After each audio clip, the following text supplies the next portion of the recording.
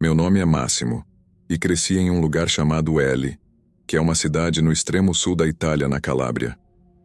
L é um lugar muito bonito, e de muitas maneiras, tive a sorte de crescer lá. Mas, de outras formas, nascer ali vem com uma certa maldição. L e a Calábria, em geral, têm belas paisagens, comida incrível e, na maioria das vezes, as pessoas também são muito amigáveis. No entanto, L também tem um lado sombrio, e seu nome é 'Ndrangheta. Peço desculpas antecipadamente pela grafia estranha. É muito diferente do calabrês. Você pronuncia a palavra como 'Ndrangheta, e ela vem de uma palavra grega que significa heróico ou corajoso. Mas como muitas palavras que vêm de outras muito mais antigas, o significado e a intenção se obscureceram muito, porque os Ndranguetas não são heróis, não são corajosos, são escória, são guardas e são uma praga para qualquer um que tenha o azar de cruzar o caminho deles. Pouco depois de completar 14 anos, minha mãe me disse que não podia me dar dinheiro. Eu já tinha uma pequena mesada para coisas muito parecidas com as que as crianças americanas têm, mas logo chegou um momento em que eu queria mais do que minha escassa mesada permitia. E então, em vez de aumentar minha mesada, ela pediu a uma amiga que me arranjasse um trabalho. Nada grande, apenas algo pequeno. Assim, eu teria uns 1.000 liras para gastar a cada semana e logo consegui um emprego. Disseram-me que trabalharia em uma pequena boate, apenas algumas horas nas noites de sexta e sábado. Suspeito que minha mãe acreditava que eu ficaria desapontado por não ter aqueles momentos de fim de semana só para mim, mas na verdade foi o contrário. Eu estava preocupado que ela me encontrasse algo entediante, como trabalhar em um supermercado, ou algo nojento, como trabalhar em um matadouro. Então, saber que passaria minhas noites de fim de semana observando mulheres bonitas dançando e bebendo foi uma ótima notícia para um garoto de 14 anos como eu. Havia apenas 2 ou 3 boates em L onde eu morava, espalhadas ao longo do Corso Vittorio Emanuele, que é a rua mais próxima da praia. Estavam todas dispersas por uma razão, já que cada clube era responsabilidade de um capo ou capounang diferente. Dizem que todos esses capos eram parte do mesmo clã, Ndrangheta, mas não eram imunes a disputas e rivalidades internas. A história conta que, depois que um dos capos desapareceu misteriosamente, seu ajudante interveio para ocupar seu lugar. Mas um dos outros capos protestou, dizendo que o homem era seu cunhado e que, até que o encontrassem, ele tinha o direito de assumir a responsabilidade pela boate do capo desaparecido como sua. Ele disse aos capos da Ndrina desaparecida, que são como os membros de sua gangue pessoal, para se mudarem para que sua própria equipe pudesse assumir, mas a Ndrina original recusou e acusou o outro capo de orquestrar o desaparecimento de seu chefe, uma acusação que foi devolvida pelo cunhado. Os 2 grupos brigaram por um tempo, mas Kim, que é algo como o Conselho Superior, lhes disse para parar enquanto tentavam localizar o capo desaparecido. Eu trabalhava no bar do capo desaparecido, embora naquela época não soubesse de nada disso. Sabia que alguns caras com aparência muito suspeita costumavam andar pelo clube, parecendo maus e sem beber muito, mas não entendia sua conexão mais ampla com o feudo invisível. Uso essa palavra deliberadamente, porque é onde estão os Ndrangheta na América. Sinto que, se os mafiosos gostam de se representar, eles mesmos trabalham com cores, fazem cartazes, fazem grafites marcando seu território. Mas em L não havia nada disso. Os Ndrangheta são invisíveis. São seu vizinho, seu colega de trabalho, seu irmão, seu primo e todos, exceto algumas dezenas, só se conhecem entre si e agem apenas no escuro, emergindo das sombras e desaparecendo novamente. Lembro-me de andar de bicicleta até o Corso Vittorio Emanuele para começar meu turno em uma sexta-feira à noite. O local é bastante animado a essa hora da noite, especialmente em um fim de semana, e a boate onde eu trabalhava não era diferente. Entrei e o lugar estava lotado. Havia muita gente em cima e muita gente embaixo. Além disso, a forma como o clube estava configurado era que, quando você entra, há um bar e algumas mesas para as pessoas se sentarem. Então, embaixo está a pista de dança, mas o andar de cima tem uma espécie de varanda que dá para a pista de dança, mas não muito. O clube estava muito ocupado e eu ia para cima e para baixo recolhendo garrafas e copos vazios enquanto ia. Peguei 2 braços cheios de taças de vinho vazias, o que provavelmente não era muito para um menino como eu. Coloquei-as na parte superior do bar para que as lavassem. Depois me virei a tempo de ver um cara caminhando em direção à pequena varanda. Nunca o tinha visto antes e tínhamos muitas das mesmas pessoas vindo semana após semana. Então, notei-o quase imediatamente. Seu comportamento também foi um pouco estranho para mim, porque eu diria que 99% de todas as pessoas que entravam iam diretamente ao bar para tomar uma bebida antes de se dirigirem à pista de dança. Portanto, esse homem ignorou o bar completamente e caminhou diretamente para a varanda. Foi quase como se ele estivesse procurando ou observando alguém. O barman e eu observamos o cara por 1 minuto, perguntando-nos por que ele estava ali parado como uma estátua. E então, outra pessoa veio ao bar, então voltamos ao trabalho. Mas justo quando eu estava me afastando do bar, vi o estranho tirar algo do bolso. Ele tirou o casaco e depois o jogou pelo lado da varanda. Em seguida, ele se virou e se afastou com tanta calma que fez a ação parecer quase inocente. Vi-o caminhar em direção à entrada principal e depois me virei para caminhar em direção à varanda. Preocupava-me que ele pudesse ter jogado uma garrafa ou um copo vazio na pista de dança. Perguntei-me como seria isso se ele não tivesse visitado o bar. E então, houve uma explosão. No começo, o ruído e a concussão da explosão me assustaram tanto que quase caí para trás. Não houve fogo. Não foi como uma explosão que você vê em um filme. Houve um estalo e, em seguida, uma nuvem de fumaça. Depois, a música parou e tudo o que ouvi foram pessoas gritando. Corri para a varanda e pude ver muitas pessoas caídas na pista de dança. A maioria se movia com dor, segurando partes de si mesmas que haviam sido machucadas, mas 2 ou 3 estavam completamente imóveis. Muitos dos que não foram afetados pela explosão começaram a subir as escadas, afastando-se dos feridos. Saíram do clube, mas muitos outros ficaram para ajudar. O barman me disse para ficar ao pé das escadas e ajudar os feridos a subir. Ele fez o mesmo e logo, apenas os mais afetados permaneciam no chão, com seus amigos tentando estancar o sangramento de seus ferimentos. As ambulâncias chegaram muito rapidamente e depois que os paramédicos entraram, perguntei ao barman se podia ajudar mais. Ele parecia zangado porque eu perguntei. O que? Olhando para trás, acho que ele percebeu que eu não deveria estar lá. Eu era apenas um menino e ele me pediu para ajudar os feridos. Acho que ele se sentiu culpado por isso. Então me gritou e disse que simplesmente fosse para casa. Queria sair correndo daquele lugar desde o momento em que ouvi a explosão e vi os feridos. Mas por alguma razão fiquei. E acho que foi mais por pura curiosidade, de uma forma mórbida. Uma vez que finalmente percebi o que havia acontecido, fiquei muito feliz de subir na minha bicicleta e ir para casa. De onde vivíamos, minha mãe podia ouvir todas as sirenes e ver todas as luzes piscando. Então, quando entrei pela porta com sangue nas minhas roupas e terror nos olhos, ela soube instantaneamente que, de alguma forma, eu estava envolvido. Não me envergonho de dizer que chorei muito nos braços dela. Eu não estava mais com medo, mas toda a atenção estava sendo liberada como um tipo de rio. Estava muito feliz de estar vivo, em casa e no abraço dela. No dia seguinte, a polícia veio falar comigo sobre o ataque. Visitaram durante o dia, mas a Ndrangheta, por outro lado, nos visitou à noite. Foram muito mais minuciosos que os policiais.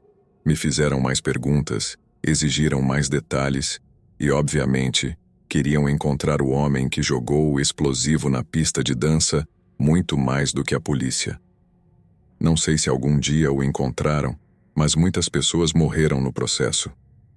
Disse que a violência é feita principalmente em silêncio e nas sombras, mas por um tempo na região circundante, A violência estourou quando as duas rivais, Indrina e Calábria, lutaram entre si. Ficou tão ruim que minha mãe me mandou morar com meus primos em Gênova, que é uma cidade bem ao norte de Ely, até que as coisas se acalmassem. Finalmente voltei para casa com meus pais, mas minha mãe nunca voltou a ser completamente feliz lá. Alguns anos depois, nos mudamos para Reggio Calabria, e é onde temos vivido desde então. Acho que todos somos muito mais felizes aqui porque, por mais que ainda sintamos falta de Ely, há muitas lembranças ruins para estarmos em paz lá. Para mim é lembrar do sangue e dos gritos que observei com incredulidade até perceber mais tarde, enquanto abraçava minha mãe. Mas para ela, foi ter aquele monstro silencioso e invisível, que assombra a Calábria de repente tornando-se muito barulhento e muito visível, quando quase levou seu único filho. Este evento ocorreu quando eu estava na universidade, muito antes de existirem coisas como telefones celulares. Eu era estudante na época e frequentava uma escola localizada nas Montanhas Apalaches. A escola ficava em uma pequena cidade e logo percebi que os habitantes locais, ou seja, as pessoas que cresceram lá, não se importavam conosco, os estudantes. Eu era um estudante do 3º ano na época, e isso aconteceu durante um inverno frio. Eu tinha ouvido uma história sobre um certo redneck que gostava de frequentar um bar popular chamado Club. Era um lugar frequentado tanto por estudantes quanto pelos habitantes da cidade. Esse cara saía aos sábados à noite para procurar brigas com os estudantes. No fim de semana anterior, ele tinha se sentado sem convite em uma mesa onde um grupo de estudantes estava bebendo cerveja. Ele ficou sentado em silêncio e, de forma muito desagradável, agarrou a coxa de um estudante e depois o agrediu quando o estudante pegou seu braço e pediu que o soltasse. Supostamente todos os estudantes tiveram que ir ao hospital devido às lesões sofridas durante a briga. O dono do bar também não fez nada a respeito, sendo ele também um habitante da cidade, suponho. Chegou o próximo sábado à noite, e eu disse aos meus amigos que ensinaria uma lição a esse idiota. Meu pai me criou para não ser uma vítima e cuidar dos meus amigos. Eu jogava sinuca e pôquer para ajudar a pagar a faculdade e sabia como me virar. Depois de ouvir sobre o redneck que gostava de golpear suas vítimas no plexo solar, peguei algumas revistas e as prendi ao redor do meu torso com fita isolante. Também peguei uma garrafa de vidro vazia de Coca-Cola e a coloquei no bolso de um casaco. Esperamos até as 10 da noite e depois fomos ao bar e conseguimos uma mesa, deixando uma cadeira vazia ao meu lado. Estávamos desfrutando de um copo gelado de cerveja quando um dos meus amigos me disse que ele já estava lá. Garantimos não olhar para ele e continuamos bebendo. Eventualmente, ele se aproximou e sentou na cadeira vazia ao meu lado. Casualmente, me virei para olhar para ele e sorri, e de fato ele imediatamente agarrou minha perna. "Olá, amigo", eu disse ainda sorrindo enquanto tomava outro gole de cerveja. Segurei minha coxa enquanto ele me olhava sem dizer uma palavra. "Certamente você não é tímido", eu disse, e todos os meus amigos riram. Ele ficou em silêncio, todos no bar estavam olhando agora. Adicionei uma boa pitada de rapé de Copenhague na minha bochecha e gengivas e cuspi em um dos seus olhos, o que o fez fechar ambos involuntariamente e, imediatamente, o golpeei na garganta com toda a força que pude, jogando o agressor para trás. Ele caiu da cadeira, aterrissando de traseiro no chão. "Levem isso para fora!" gritou o dono do bar de trás do balcão. Saímos para o beco dos fundos seguidos pelo cara. Seus olhos ardiam de raiva enquanto ele vinha rapidamente em minha direção. Ele desferiu um golpe que bloqueei enquanto puxava aquela garrafa de vidro de Coca-Cola do meu bolso, segurando-a pelo pescoço. Girei-a para trás com força e desferi um golpe muito selvagem contra seu grosso crânio. Senti a garrafa se conectar com um som muito satisfatório. Sua cabeça jogou-se para trás e ele cambaleou. Chutei suas pernas e então o rodeamos e começamos a chutá-lo com nossas botas Doc Martens de bico de aço.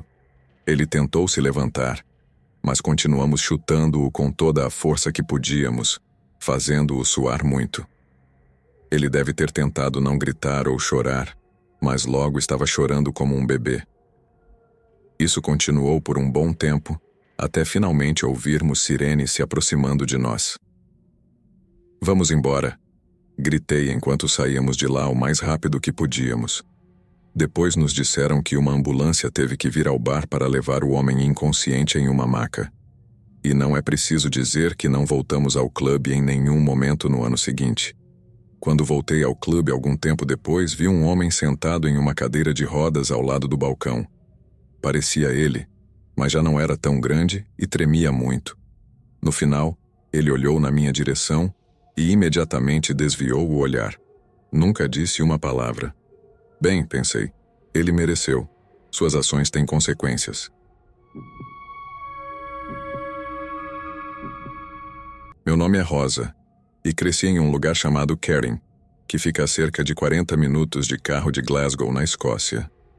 Era um lugar encantador para crescer e tenho muitas lembranças felizes de lá, mas quando era adolescente, era muito, muito entediante. Caring é uma cidade pequena e quando eu crescia lá em meados e no final dos anos 80, havia apenas cerca de 1.500 pessoas que chamavam o lugar de lar. Hoje em dia, os pubs têm uma nova pintura e há um adorável café e restaurante aberto na High Street. Mas naquela época, basicamente não havia nada que os jovens pudessem fazer nos fins de semana. Caring é ótimo para um casal mais velho que procura um lugar tranquilo para se aposentar. Mas para um grupo de adolescentes inquietos parecia mais como o fim do mundo. Meus amigos e eu costumávamos pegar o ônibus número 10 para Glasgow na maioria dos sábados. Mas era uma viagem de 1 hora em cada sentido. Muito diferente daqueles que moravam nos arredores da cidade, que voltavam para casa cambaleando em seus saltos altos ou pegavam um táxi por 5 libras. Nós tínhamos que desembolsar 30 ou 40 libras entre nós apenas para chegar em casa, e isso se conseguíssemos encontrar um taxista que se desse ao trabalho de dirigir tão longe do centro da cidade de Glasgow, quando poderiam estar ganhando dinheiro levando gente bêbada de um clube para outro. Tudo isso era difícil, mas não impossível, e tentamos nos infiltrar nos clubes várias vezes quando tínhamos 16 e 17 anos, mas não valia o esforço, como dizem. Nos resignamos a esperar até completar 18 anos, antes de realmente experimentar a lendária vida noturna de Glasgow. Tudo foi um pouco deprimente, realmente nos sentimos excluídos. Mas então, um dia, durante o verão antes do nosso último ano do 6º ano, que é o mesmo que um estudante do último ano do ensino médio nos Estados Unidos, ouvimos falar sobre esse clube noturno DIY que acontecia em uma antiga fazenda não muito longe de casa. No passado, meus colegas e eu tínhamos ido a alguns clubes decadentes no centro de Glasgow, enquanto éramos rejeitados nos melhores porque tínhamos 17 anos e não tínhamos documentos de identificação. Assim, a ideia de ir a uma festa não autorizada, que seria muito mais louca, muito mais barata, e não exigia que tivéssemos qualquer prova de idade era exatamente o que estávamos esperando. Não me entenda mal. Estávamos um pouco nervosos com a ideia quando ouvimos pela primeira vez, mas depois de saber que poucas pessoas do nosso 6º ano iriam, ficamos mais animadas até decidirmos ir. Ajudou saber que tínhamos que comprar ingressos por 3 libras, o que fez as coisas parecerem muito mais oficiais. Mas literalmente eram apenas impressos em um computador, usando o Microsoft Word Art da velha escola, e os organizadores usaram os lucros para alugar seu equipamento de som. Foi uma operação completamente guerrilheira, o que foi um grande atrativo em um nível. Simplesmente não consideramos as outras implicações de estar tão fora do radar em uma festa caseira. Na noite em questão, tivemos que mentir para nossos pais e dizer que estávamos indo para uma festa em Glasgow, não para um clube noturno, apenas para o aniversário de um amigo ou algo assim. E então, quando chegou a hora, pedimos um táxi que nossos pais pensaram que nos levaria para a estação de trem, mas na verdade nos levou até a fazenda a alguns quilômetros da cidade, onde os organizadores da festa haviam instalado seu sistema de som. Parecia uma verdadeira pocilga. Mal haviam limpado o lugar antes de montá-lo. E embora entrássemos com nossos ingressos em mãos, ninguém se importava se os tínhamos ou não. Mas o mais importante é que não só assumiram que éramos maiores de idade, Como um dos caras estava tão feliz que algumas garotas chegaram que nos deu uma garrafa de vodka de 2 litros que estava meio vazia quando mencionamos que não tínhamos levado nenhuma bebida. E essa foi a outra coisa horrível de viver em Kerin. Você não podia ir até a loja e dizer à senhora que você tinha 18 anos quando ela tinha participado pessoalmente da sua festa de 17 anos, apenas uma semana antes. Então, conseguir álcool e cigarros sempre foi nosso maior desafio. Mas lá estávamos todos, desejando isso, e esses caras literalmente nos dando de graça. Foi como se tivéssemos morrido e ido para o céu. Começamos a dançar em nosso pequeno grupo de 3, passando a garrafa de vodka meio vazia, enquanto mais e mais pessoas começavam a chegar. Quando todos estávamos bem animados, havia pelo menos 100 pessoas amontoadas em todos os diferentes cômodos da antiga fazenda. Havia ainda mais pessoas conversando e dançando do lado de fora. E à medida que a festa realmente começava, a música ficava ainda mais alta e a atmosfera ainda melhorava. Foi simplesmente uma loucura, caos total, mas com as melhores vibrações. Pelo menos até que minha amiga Lucy percebeu que alguém estava vendendo pílulas em um saquinho plástico transparente. Nunca tínhamos visto drogas reais de perto antes, quero dizer. Tivemos problemas para conseguir uma garrafa de Buckfast. Então esqueça a pílula de êxtase ou algo assim. O cara se aproximou, perguntamos o que ele estava vendendo, e quando ele disse êxtase, dissemos não, obrigado, pois não tínhamos dinheiro. Ao contrário dos organizadores do rave que nos deram um pouco do seu álcool, o cara das pílulas não foi tão generoso com seu estoque e simplesmente seguiu em frente quando dissemos que não tínhamos dinheiro. Mas isso foi bom para mim. Eu me sentia mais do que aventureira apenas bebendo. Continuamos bebendo, continuamos dançando, e finalmente todos estávamos à beira de estourar. Sabíamos que os banheiros naquele lugar seriam chocantes, para dizer o mínimo, então evitamos ir o máximo possível. Chegamos a cogitar a ideia de simplesmente correr para um arbusto em algum lugar se fosse muito nojento, mas quando finalmente tivemos coragem de ir, descobrimos que a fila era absolutamente enorme. Havia apenas um banheiro externo que tinha encanamento funcionando, o que me fez pensar que os organizadores alugaram o lugar ou algo assim. Sendo um complexo abandonado, Deus sabe se os proprietários sabiam o que pretendiam fazer com o lugar. Se soubessem, duvido que fossem tão rápidos em entregar as chaves. De qualquer maneira, não estávamos em condições de esperar na fila tanto tempo. Então seguimos com o plano original de simplesmente correr para um arbusto. Ouvi um tilintar mais ao fundo. Desde a fazenda, havia uma sebe longa e coberta de mato, e atrás dela, um grupo de árvores que parecia um lugar agradável e escondido. Então fizemos nosso caminho para lá, contornamos a borda e depois caminhamos para os árvores para nos escondermos um pouco mais. A última coisa que queríamos era que algum cara nos seguisse e nos pegasse com as calcinhas abaixadas. Caminhamos por 1 ou 2 minutos para colocar alguma distância entre nós e a sebe, mas de repente lembro de ter olhado para a esquerda e ficado muito assustada, porque ali, encostada em uma árvore, havia uma garota com traços muito pálidos e me olhando com uma expressão vazia e nebulosa. Ela não parecia bem, mas não parecia assustadora de jeito nenhum. Foi apenas a presença repentina dela que me assustou um pouco. Mas depois dessa reação inicial, minhas amigas e eu começamos a perguntar se ela estava bem, porque, como eu disse, ela parecia muito mal. A pobre menina arrastava as palavras, sua mandíbula balançava e continuava murmurando: "Não me sinto bem, só quero ir para casa." Perguntamos seu nome e ela repetiu: "Não me sinto bem." Tivemos que perguntar várias vezes só para ela nos dizer seu nome.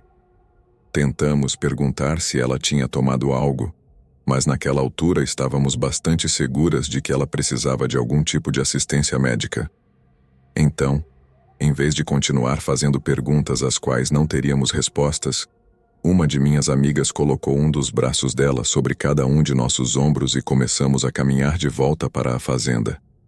Levou um tempo, mas conseguimos levá-la pela borda e todo o caminho de volta para a fazenda, antes de sentá-la do lado de fora, contra a parede de pedra. Pedimos ajuda às pessoas ao redor e ficamos surpresas com o pouco que algumas pessoas se importavam. Alguns idiotas abertamente não se importavam e zombavam da garota, enquanto ela estava sentada ali pálida e doente. Mas muitas pessoas boas se importavam e finalmente encontramos alguém que conhecia um dos organizadores, que disse que tinha uma van usada para transportar todo o equipamento de som. Essencialmente, ele era o bilhete dessa garota para o hospital. Não havia telefones celulares naquela época. A fazenda pode ter tido um pouco de encanamento, mas não havia uma linha telefônica funcionando para chamar uma ambulância. Poderíamos correr até a estrada asfaltada mais próxima e tentar chamar a atenção de um carro que passasse, mas a situação parecia urgente demais para arriscar algo assim. Precisávamos de alguém com um veículo que pudesse dirigir, e precisávamos disso imediatamente. A pessoa amável que conhecia um dos organizadores disse que ia chamá-lo. Então esperamos onde estávamos, e esperamos que uma das amigas da garota pudesse vê-la enquanto caminhava. Tentamos obter os nomes das amigas da menina, mas ela continuava dizendo o próprio nome, confusa, então não havia como descobrir. Tudo parecia um pouco desesperador, e quanto pior a menina ficava, mais pânico sentíamos. Mas houve um momento de alívio quando um dos organizadores da festa apareceu depois de ouvir que havia algum tipo de emergência. Contamos a situação, que essa garota tinha bebido demais, etc., e ele inicialmente foi muito prestativo dizendo: "Ah, sim, vou levar sua amiga ao hospital, é o mínimo que posso fazer sem dramas e tudo isso." Mas quando mostramos a garota sobre quem estávamos falando, ele olhou para ela, e seu rosto mudou. Era como se ele a conhecesse de algum lugar, ou reconhecesse algo nela que não estávamos vendo. Houve uma mudança dramática em sua expressão também. Ele passou de calmo e confiante, como um cavaleiro de armadura brilhante, para algo que parecia quase assustado.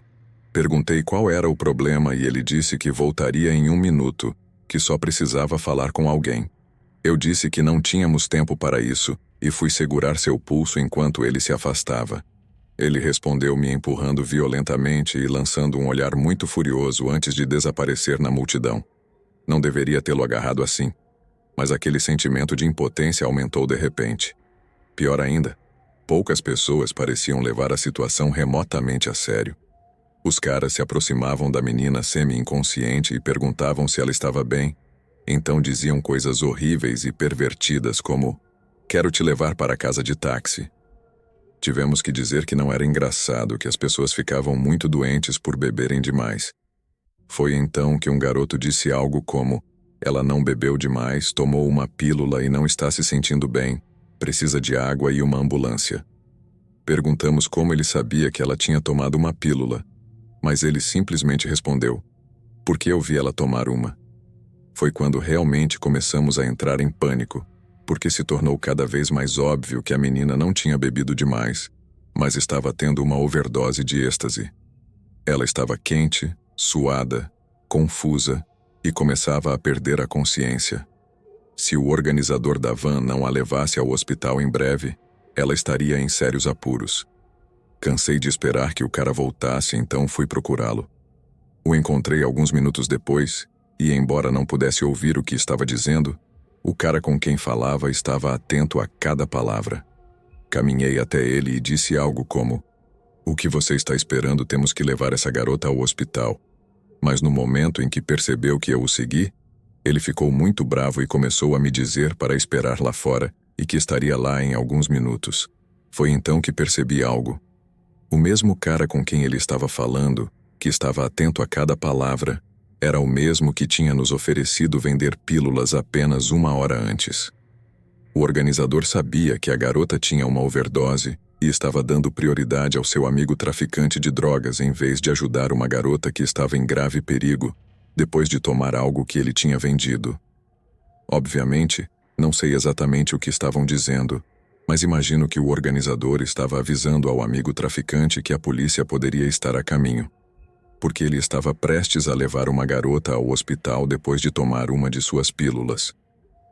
A questão é que não entendia por que não era apenas uma conversa de 2 frases. A vida de alguém estava em jogo, e esse par de palhaços estava tendo uma pequena discussão sobre isso, em vez de fazer a coisa certa e vir ao resgate. Voltei e esperei com minhas amigas. Fiquei parado. E quanto mais falavam, mais irritado eu ficava. Onde estava o Salvador tão varonil que afirmou ter tudo sob controle? Parecia ter desaparecido no momento em que percebeu que suas ações poderiam afetar o lucro de seu amigo. Infelizmente, aqui é onde cometi um grande erro. Perdi a calma e comecei a bater nele. Não dei um soco fechado no cara, mas comecei a bater no ombro dele com a mão aberta. Foi principalmente para chamar sua atenção, mas estava tão irritado que instantaneamente se tornou uma agressão menor, enquanto gritava: "O que você está esperando? Temos que ir! Temos que ir agora!" Ele se virou e me empurrou de volta para a multidão, e então tudo desmoronou. Dizer que não merecia um empurrão é pouco. Nunca é certo colocar as mãos em alguém assim, quando palavras podem funcionar igualmente bem. Mas o único que todos viram foi um cara grande e forte empurrando uma garota pequena, antes que eu fosse lançada para a multidão. Ele estava errado, e imediatamente um monte de caras durões começaram a se aproximar dele dizendo: "Oh, empurrando uma garota? Por que não me empurra, homem grande?" Se isso se perde na tradução, imagine o caos que se desencadeou de repente. A tensão no ar se transformou em ação palpável. Várias pessoas presentes começaram a cercar o cara, lançando olhares desafiadores e palavras cortantes. Não demorou para se formar um círculo, e embora não chegasse a brigas, a hostilidade era evidente. Tudo isso enquanto a garota ainda estava no chão, pálida e claramente necessitando de ajuda médica urgente. Frustrado e preocupado com a demora na ação, decidi tomar a situação em minhas próprias mãos. Abri caminho através da multidão, voltei para onde a garota estava, e junto com algumas pessoas bem-intencionadas que permaneciam preocupadas com o bem-estar dela, decidimos não esperar mais pelo organizador ou seu amigo hesitante. Encontramos um voluntário com um carro, que sem hesitar concordou em nos levar ao hospital mais próximo. Durante o trajeto, a atmosfera no veículo era de urgência silenciosa. A garota estava semiconsciente, balbuciando incoerências e lutando para se manter acordada. Enquanto isso, minha mente não parava de pensar na irresponsabilidade daqueles que, para proteger seus interesses pessoais, haviam colocado uma vida humana em risco. Ao chegar ao hospital, os médicos assumiram imediatamente. Pediram que esperássemos na sala de espera enquanto atendiam a garota. As horas passaram lentamente, marcadas por um silêncio tenso e olhares preocupados entre os que a haviam acompanhado. Finalmente, um médico se aproximou com notícias. Nos informou que a garota havia respondido bem ao tratamento de emergência, mas que esteve muito perto de um desfecho fatal devido à overdose. Nos agradeceu por termos agido rapidamente e assegurou que, graças à nossa intervenção, a garota se recuperaria completamente. O alívio foi imenso, mas não pôde apagar a indignação que sentíamos em relação aos organizadores do evento e sua negligência. Decidimos que, uma vez que a garota estivesse estável e segura, tomaríamos medidas para garantir que os responsáveis enfrentassem as consequências de seus atos. Essa noite, além de salvar uma vida, aprendemos uma lição crua sobre a indiferença e ganância que às vezes se escondem por trás de festas e celebrações. Não era apenas uma história de terror sobre drogas, mas também uma lição sobre a humanidade. Naquela noite, pensei que tinha arruinado nossa única boa chance de levar essa garota com overdose ao hospital. Tentei detê-lo, mas fui empurrada de volta, e só me lembro de começar a chorar quando um estranho gentil me afastou da briga e perguntou se eu estava bem. Não consegui pronunciar as palavras, então simplesmente arrastei o rapaz para fora pela mão e mostrei a ele a garota e minhas amigas. Foi uma cena terrível, e a garota estava inconsciente. Mesmo assim, o estranho gentil e eu vimos que meus amigos continuavam dizendo: "Oh meu Deus, Rosa, ela está inconsciente agora, temos que fazer algo." Foi então que fizemos o que deveríamos ter feito 10 ou 15 minutos antes. Encontramos um rapaz meio lúcido que tinha um veículo para levá-la ao hospital. Lembro que era verão antes do nosso exame de nível, então, embora fossem cerca de 10 da noite, Ainda havia luz suficiente para que pudéssemos seguir o caminho de volta para a estrada com relativa facilidade. O estranho gentil também havia solicitado a ajuda de 2 de seus amigos, então carregaram a menina inconsciente até a estrada, enquanto corríamos à frente para pegar o carro. Houve outros minutos de sensação de desesperança enquanto estávamos lá. O cara dirigia em sua zona, então havia espaço para mim, meus 2 amigos e a garota que estava tendo uma overdose. Mas obviamente não havia lugar para nenhum dos outros caras. Eles simplesmente se despediram e disseram ao homem para dirigir, e ele o fez, todo o caminho até o hospital Valley of Leven, em Alexandria. Quase todos, desde o motorista até os médicos e enfermeiras do Valley of Leven, assumiram que éramos amigas dela, o que deve ter dado à ausência das pessoas com quem ela foi à festa. Tivemos que dizer que éramos apenas estranhos e não conhecíamos a garota. Mas mesmo que a conhecêssemos, uma vez que a levamos ao hospital, foi onde nosso tempo com ela terminou. Havia uma sala de espera com um telefone público, então, em vez de caminhar até a cidade sem forma de voltar para casa, liguei para meus pais e implorei que viessem nos buscar. Claro, havia o problema de que tínhamos mentido sobre aonde estávamos indo, e minha mãe estava furiosa no início. Mas quando ela e meu pai chegaram para nos dar uma carona para casa, mudaram completamente suas atitudes. Acho que eles devem ter conversado sobre isso no caminho. Sim, mentimos, mas tudo o que fizemos foi beber um pouco de vodka, e nem muito antes de sair para fazer xixi e encontrar a garota que teve uma overdose. Depois disso, o que fizemos foi assumir a responsabilidade por uma garota que provavelmente teria morrido se não tivéssemos feito algo. Agora, não me entenda mal. Meses depois examinaram minha vida social, mas não me puniram por mentir como teriam feito de outra forma, e também não puniram nenhuma das minhas amigas. Obviamente não foi uma grande história na mídia nem nada do tipo, então não é como se pudéssemos acompanhar a condição da menina assistindo TV ou ouvindo rádio. Acho que a família da garota teria enlouquecido se algo aparecesse nos jornais, de qualquer forma. Mas nem sabíamos o nome dela. A única coisa que poderia ter feito era ligar para o hospital para tentar falar com algumas das enfermeiras que estavam de plantão naquela noite, mas não sei. Simplesmente não fiz isso. Acho que porque era uma situação tão delicada envolvendo uma overdose, realmente não queria interferir ou me intrometer, se é que faz sentido. Então, continuei esperando que ela se recuperasse completamente e assumi que não ouviria mais nada sobre o assunto. O que se mostrou falso, já que, quando a polícia apareceu na casa dos meus pais, queria saber se eu sabia algo sobre quem poderia ter dado a pílula para a menina. E já que eu tenho quase certeza de que o vi bem, passei a descrição do homem para a polícia. Sei que isso pode me tornar uma dedo duro ou algo assim, mas honestamente não me importo. Se aquele traficante de drogas e seu amigo tivessem assumido a responsabilidade de levar a garota ao hospital, talvez eu não tivesse sido tão rápida em delatá-los.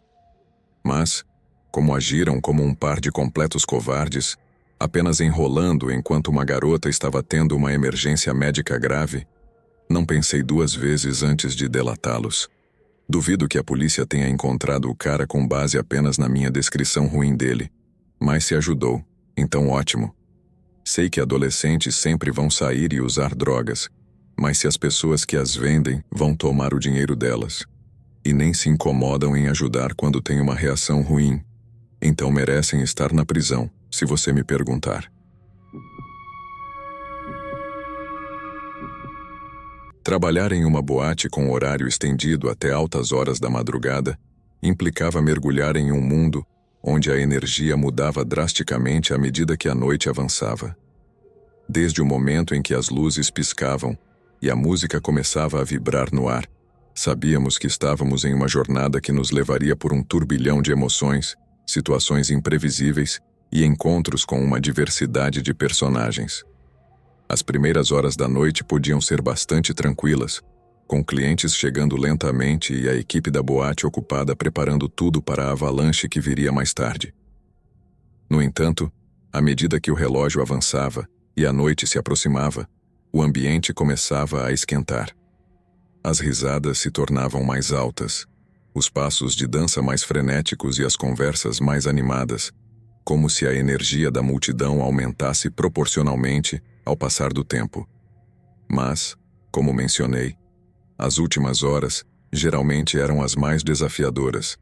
As pessoas que entravam na boate em um estado de semiconsciência se aproximavam das 5 da manhã, como se o efeito do álcool e a atmosfera do lugar se combinassem para levar alguns clientes a um estado de desinibição total.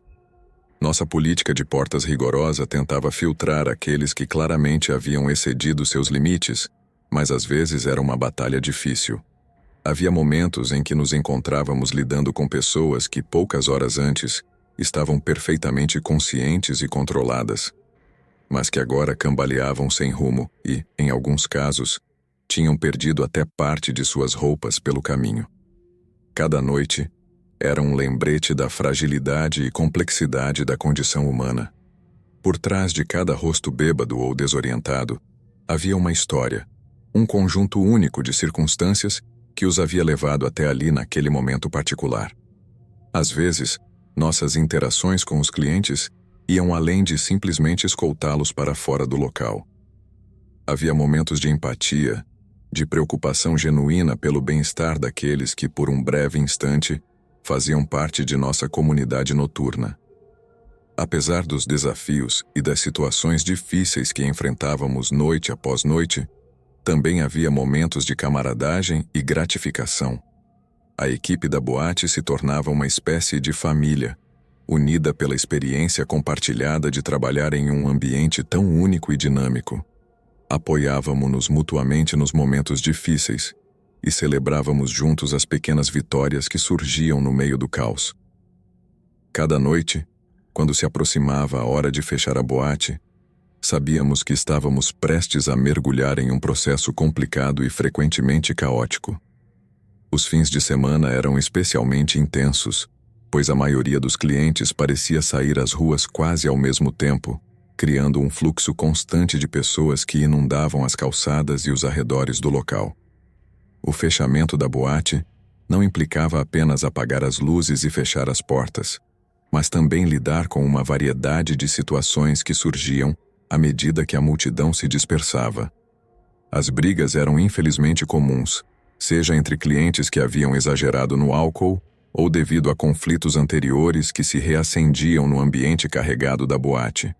Nossa equipe de segurança estava sempre alerta, tentando intervir e resolver qualquer altercação da maneira mais pacífica possível, mas às vezes era inevitável que as coisas saíssem de controle.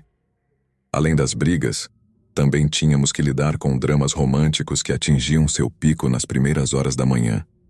As emoções estavam à flor da pele depois de uma noite de dança e diversão, e algumas relações que haviam se formado na boate enfrentavam testes difíceis quando a realidade do mundo exterior começava a se infiltrar novamente. Havia lágrimas, discussões acaloradas e momentos de ternura enquanto tentávamos acalmar os ânimos e garantir que todos saíssem da boate em segurança. Uma das maiores preocupações durante o fechamento era garantir que todos os clientes saíssem do local de maneira segura e sem contratempos.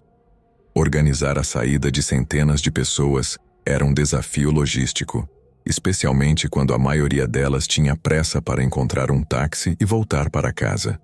Coordenar a chegada dos veículos de transporte, garantir que a ordem e a segurança fossem mantidas nas imediações da boate e ajudar aqueles que precisavam de orientação adicional eram tarefas que exigiam planejamento e execução cuidadosos por parte de nossa equipe. À medida que a noite avançava, a multidão começava a se dispersar lentamente, embora nunca sem um certo grau de resistência.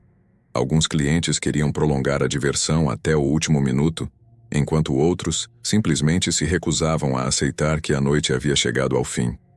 No entanto, pouco a pouco, as ruas começavam a esvaziar, os táxis faziam suas últimas rondas e a boate ficava em silêncio, pronta para outro dia de descanso, antes que o ciclo começasse novamente. Apesar dos desafios e das tensões que acompanhavam o processo de fechamento, também havia uma sensação de satisfação ao ver que tudo se desenrolava sem problemas. Cada noite, Enfrentávamos um novo conjunto de desafios, mas também oportunidades para demonstrar nossa capacidade de lidar com situações difíceis e manter a segurança e a ordem em nosso pequeno canto do mundo noturno. Era um lembrete constante de que, mesmo no meio do caos, era possível encontrar calma e soluções se trabalhássemos juntos como equipe. Naquela noite na boate, a tensão era palpável no ar quando nos aproximávamos do momento de fechar. Entre a multidão de pessoas que desfrutavam da música e das bebidas, um indivíduo em particular se destacava pelas razões erradas. Estava claramente bêbado, com uma atitude beligerante que ameaçava desencadear problemas a qualquer momento. Esse indivíduo, cujo nome desconhecíamos, vinha causando problemas durante grande parte da noite, com tentativas de iniciar brigas com outros clientes, marcadas por posturas desafiadoras e empurrões imprudentes.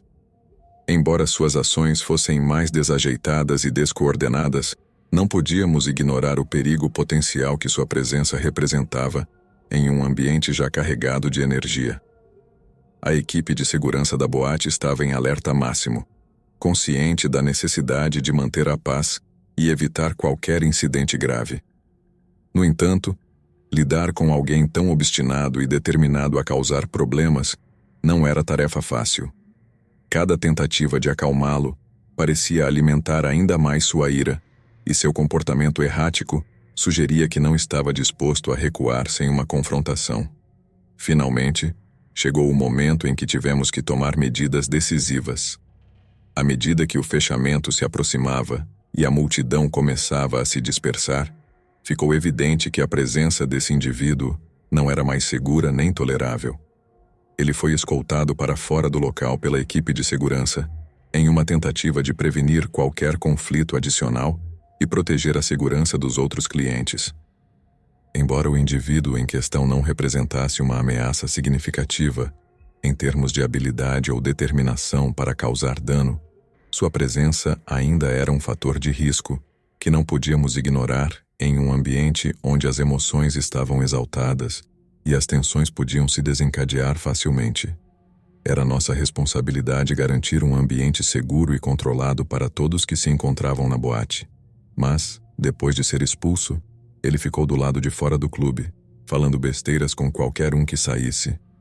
A mera presença do segurança o mantinha afastado, e quando fechamos, ele continuou a importunar as pessoas. Mas de alguma forma, ele evitou qualquer violência.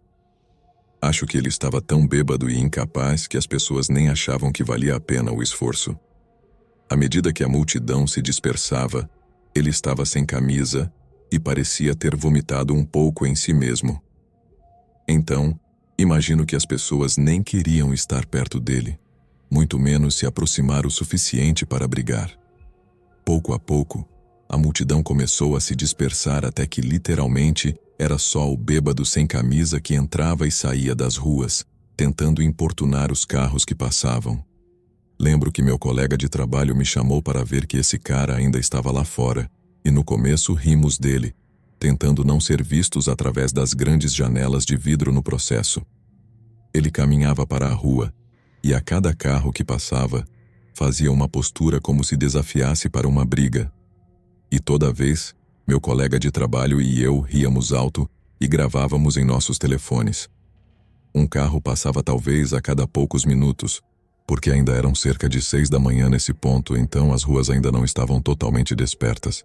Tivemos que esperar entre todos os seus desafios, mas de repente um carro passou pelo cara e ele deu um chute tão forte que ouvimos do bar. O motorista do carro buzinou, parou por um segundo e depois acelerou. O cara sem camisa começou a rir, mostrando o dedo do meio para o motorista enquanto comemorava essa pequena vitória sobre o carro. Meu colega de trabalho disse, palavra por palavra: "Se ele continuar fazendo isso, cara, vai se machucar muito." Apenas o mesmo carro que ele chutou voltou acelerando na direção contrária e o atropelou com tanta força que ele literalmente começou a girar no ar. Lembro de simplesmente recuar da janela em estado de choque, e meu colega de trabalho fez o mesmo, dizendo: meu Deus, meu Deus." Mas então, quando o carro voltou e passou por cima do cara enquanto ele estava deitado, o tom de sua voz se elevou, de falar a gritar. Ver o cara ser esmagado no ar foi algo que vou lembrar enquanto viver, mas vê-lo ter seu torso esmagado pelas rodas de ré foi outra coisa. Ambas as cenas também são algo que acho que vou ver nos meus pesadelos de vez em quando até morrer. Só o som disso foi uma das piores coisas que já ouvi na vida. Aquele tipo de barulho profundo enquanto cada conjunto de rodas o rasgava. E quero dizer rasgava, porque depois do segundo impacto, você podia ver o sangue onde o pneu havia arrancado a pele do peito e das costas. Não olhei por muito tempo. Peguei meu telefone e disquei 911, caminhando de um lado para o outro no chão em frente ao bar, enquanto me concentrava em contar ao despachante tudo o que ele precisava saber. Os paramédicos chegaram primeiro e, em seguida, apareceram 2 policiais para fazer algumas perguntas. Nosso gerente nos convidou a tomar bebidas e depois que todos foram embora, ficamos para obter todas as imagens relevantes das câmeras de segurança para a polícia. Na noite seguinte, todos tivemos a noite de folga porque era domingo, mas eu, meu chefe e meus colegas de trabalho estávamos falando em um grupo de texto, atualizando uns aos outros sobre o que estava acontecendo. Todos queríamos saber se o cara sem camisa iria ficar bem. Sei que pode soar um pouco ingênuo, mas as pessoas às vezes sobrevivem a algumas lesões malucas. Mas, na manhã seguinte, descobrimos que ele havia morrido. Segundo a polícia, eles haviam contatado nosso gerente dizendo que, desde que o cara morreu, a investigação se tornou um homicídio, e isso significava que teríamos que falar com a polícia novamente. Mas desta vez, seria com 2 detetives de homicídios que queriam falar com quem estava de plantão naquela noite. O que obviamente significava que, basicamente, queriam ver se a pessoa que atropelou o cara sem camisa poderia ter sido alguém com quem ele se desentendeu naquela noite. Mas, do meu ponto de vista, parecia totalmente aleatório. Realmente não entendemos. As pessoas saíam da boate mais tarde e entravam direto em seus carros, por razões óbvias. Então, do meu ponto de vista, o cara sem camisa teve a má sorte de chutar o carro de alguém de muito mau humor, que tinha que se levantar cedo naquele domingo de manhã ou algo assim. E, sinceramente, isso é o que me assusta tanto em toda essa situação. Tudo aconteceu tão rápido, e o cara se deparou com tantos motoristas que simplesmente o ignoraram e seguiram em frente, até que finalmente encontrou aquele psicopata que se virou e o atropelou. E é por isso que sempre sou educado com as pessoas, especialmente durante situações tensas. Não deixo as pessoas simplesmente me pisarem. Uma pessoa pode ser firme, mas respeitosa, fazer concessões, mas estabelecer limites. O que nunca quero é ser descuidado o suficiente para desencadear aquele psicopata que esteve esperando o dia e a noite toda para se vingar de alguém.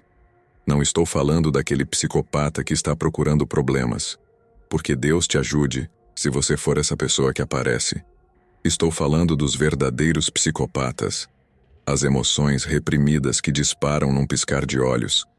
Os psicopatas que veem o vermelho, perdem completamente o controle e depois fazem algo terrível. São eles que me assustam porque são os que não hesitarão em matar.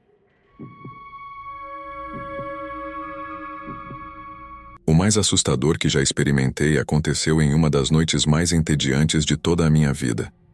Eu costumava trabalhar em bares e boates por todo Londres, em 9 locais diferentes em 7 anos, simplesmente indo de um lugar para outro conforme me convinha. Às vezes deixava um lugar por um pagamento melhor em outro, e outras vezes porque meu chefe ou supervisores eram absolutos idiotas. Mas em um lugar, entreguei minha demissão depois de passar por algo tão assustador que me deu pesadelos que persistiram por anos. Como qualquer pessoa que tenha trabalhado em bares ou boates dirá, janeiro tende a ser o mês mais tranquilo do ano. Todos se divertem muito durante as festas de Natal e Ano Novo, e depois tentam cuidar dos gastos e das cinturas quando chega o Ano Novo. Imagino que sempre foi assim, e é algo com que nós, funcionários de bar, temos que lidar. Guarde suas gorjetas de Natal para sobreviver ao janeiro seco de todos e depois espere ter turnos suficientes para passar o mês confortavelmente. No início, pensei que teria sorte, pois meu nome continuava aparecendo na escala de trabalho, embora bastante reduzida. Trabalhei cerca de 50 horas por semana em dezembro e menos de 30 em janeiro, o que definitivamente foi um grande golpe. Mas outros se saíram muito pior do que eu. Comecei por volta das 18 horas e fechávamos por volta da meia-noite, e durante todo esse tempo o bar só precisava ser atendido por uma pessoa. Às vezes era eu, às vezes um colega. Mas naquela noite em particular estava tão tranquilo que apenas nosso gerente estava atendendo no salão, enquanto um colega e eu fazíamos uma espécie de limpeza de primavera. O período de férias tinha sido frenético, então havia muito o que arrumar. Organizamos a sala dos funcionários no andar de cima e empacotamos um monte de objetos perdidos. Depois, desci para o depósito de cerveja para arrumar aquilo também. Havia todo tipo de caixas vazias para esmagar e levar para os contêineres. Então nos ocupamos com isso por um tempo. Caminhamos até o porão, esmagamos algumas caixas e depois saímos de lá com elas empilhadas em nossos braços. E uma vez que a parte do trabalho de esmagar caixas foi finalizada, trocadilho muito intencional, decidimos fazer uma pequena pausa no porão. Estávamos lá por não mais que alguns minutos, sentados em cima de algumas caixas de cerveja e conversando, quando senti uma dor de cabeça terrível se aproximando. No início não era tão forte, então tomei nota mental de tomar alguns analgésicos do esconderijo que tínhamos lá em cima e continuei conversando com meu colega. Mas cerca de um minuto depois, comecei a me sentir ainda pior.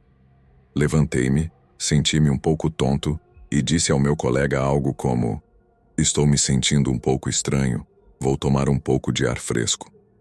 Ele também se levantou quando me virei para caminhar em direção à porta do porão e disse: "E nunca esquecerei isso enquanto viver. É melhor pegar primeiro a tigela com as chaves do carro, Jay."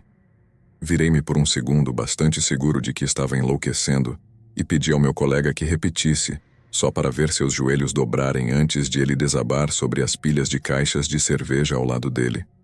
Empilhamos de uma maneira particular para que impactos como aquele não derrubassem uma pilha inteira e colocassem ninguém em perigo com vidros quebrados ou algo assim, mas meu colega os atingiu com tanta força que eu juraria que algumas garrafas deveriam ter se quebrado pela força da queda. No início, fiquei atônito, mas depois senti tontura, náusea, confusão e perda de consciência. Era um vazamento de gás, um vazamento de dióxido de carbono para ser exato. E só para explicar, a maioria dos bares tem todos os seus tanques de CO2 que conectamos aos bares de cima através de tubulações para que possamos carbonatar suas bebidas e torná-las agradáveis e gasosas. O vazamento também foi enorme, e devido ao ambiente e ao estado das antigas geladeiras em nosso depósito, não podíamos ouvir o jato de gás de um dos barris que estava vazando. Saí correndo do depósito, respirei fundo, e depois voltei correndo para pegar meu colega por uma das pernas e então puxei com mais força do que nunca. Consegui arrastar seu corpo inconsciente para fora do porão e para o pequeno corredor antes de fechar a porta com força. Em pânico total, comecei a tentar acordar meu colega. Dei tapas nele, gritando seu nome. Não acho que posso descrever adequadamente o alívio que senti quando ele abriu os olhos. Ele parecia realmente atordoado e confuso. Ele se virou e de repente vomitou, o que me fez levantar para tentar mantê-lo de lado. Senti meus joelhos tremerem quando me levantei e mal consegui evitar cair enquanto me certificava de que ele estava firmemente de lado. Não queria que ele rolasse de volta e vomitasse novamente, e depois se engasgasse com seu próprio vômito. Então fiz isso, e depois disse que iria buscar ajuda. Subir as escadas também foi incrivelmente assustador. Continuei pensando que ia desmaiar e que provavelmente levaria anos para que nosso gerente viesse nos procurar. Tinha medo de cair para trás pelas escadas e quebrar o pescoço. Lembro-me de me agarrar fortemente ao corrimão enquanto subia as escadas, e quando saí pela porta exclusiva para funcionários e entrei no bar, gritei para o meu gerente chamar uma ambulância. Havia apenas um casal sentado no bar, e eles foram incríveis. Um deles já estava com o telefone na mão, discando o 999 antes mesmo que meu gerente tivesse parado o que estava fazendo. Não é que ele tenha entrado em pânico ou não se importasse. Ele simplesmente ficou paralisado de medo quando gritei com ele, enquanto o apostador sereno, que provavelmente já tinha tomado algumas bebidas, estava agindo como um cometa. O pior já havia passado, pois eu já havia arrastado meu colega para fora do porão onde estava o vazamento de gás. Quando meu gerente e eu descemos as escadas, ele estava sentado nelas, apoiado na parede, quase completamente consciente novamente. Ele estava com o rosto vermelho como se tivesse corrido na nossa ausência, e como eu ainda não me sentia bem, tive medo de tentar ajudá-lo a subir as escadas. Felizmente, meu gerente e uma das pessoas do bar se uniram para ajudar, basicamente arrastando meu colega doente pelas escadas novamente. Uma ambulância apareceu alguns minutos depois e nos levou ao hospital. Os médicos concordaram que ambos os conjuntos de sintomas eram consistentes com um lindo envenenamento por dióxido de carbono. Eles nos disseram o quão incrivelmente sortudos éramos. Já houve muitos incidentes de intoxicação por esse gás, são assuntos de combustão lenta, e as vítimas frequentemente notam os sintomas mais leves muito antes de terem a chance de serem fatais. No nosso caso, uma tonelada de monóxido de carbono estava sendo bombeada para o porão muito rapidamente, então estávamos sendo expostos a uma quantidade muito maior em um período de tempo muito mais curto. Os médicos não tinham dúvidas de que, se meu colega e eu tivéssemos desmaiado no porão ao mesmo tempo, ou não tivéssemos conseguido sair a tempo, alguém teria perdido a vida naquela noite. Enquanto recebíamos tratamento no departamento de emergência local, nosso gerente estava fechando o bar após fazer uma chamada de emergência para seus próprios chefes na cadeia de comando. Tive que ir para casa naquela noite, assim como meu colega porque ele sofreu uma reação grave, enquanto eu apenas sofri uma reação menor. Perguntei aos médicos por que isso poderia ser assim, e eles disseram uma série de fatores que poderiam ser os culpados, mas não puderam determinar nada sem estudos ou observação. Ele ficou durante a noite e o bar ficou fechado por alguns dias depois, mas durante esse tempo mantivemos contato por telefone e discutimos o que viria a seguir. Em poucas palavras, ambos recebemos um acordo muito grande e muito generoso do grupo financeiro dono do bar. Sei que pode parecer estranho dizer isso quando quase morremos, mas a lógica deles era que íamos processar a empresa que fabricou o tanque de gás com vazamento e, nas palavras da mulher com quem falei, íamos pegá-los, colocá-los de cabeça para baixo e sacudi-los até cair o último centavo. Eles sabiam que também íamos ganhar e que ganharíamos muito dinheiro fazendo isso, mas não queriam lutar 2 casos judiciais ao mesmo tempo, o que significaria dobrar as despesas legais com o mesmo resultado final. Então, pagar-nos uma quantia tão grande foi, e cito aqui, conveniente. Não direi quanto nos ofereceram, mas foi suficiente para cada um de nós descartar que sempre me faltou. Não trabalho mais em bares nem boates, e não posso dizer que realmente sinto falta disso, mas sinto falta das pessoas. É um trabalho difícil, é um trabalho estranho, e como em qualquer trabalho assim, às vezes desenvolvemos uma camaradagem bastante profunda com as pessoas com quem trabalhamos. Não posso imaginar correr de volta para aquela sala para tirar meu colega depois que ele desabou. E sei que, se os papéis fossem invertidos e fosse eu, ele teria feito exatamente a mesma coisa. Talvez seja apenas decência humana básica, e eu pareça um idiota ao tentar comparar tirar pintas com Band of Brothers, mas mantenho minha opinião. Não sinto falta do trabalho, mas, para o bem ou para o mal, sinto falta das pessoas.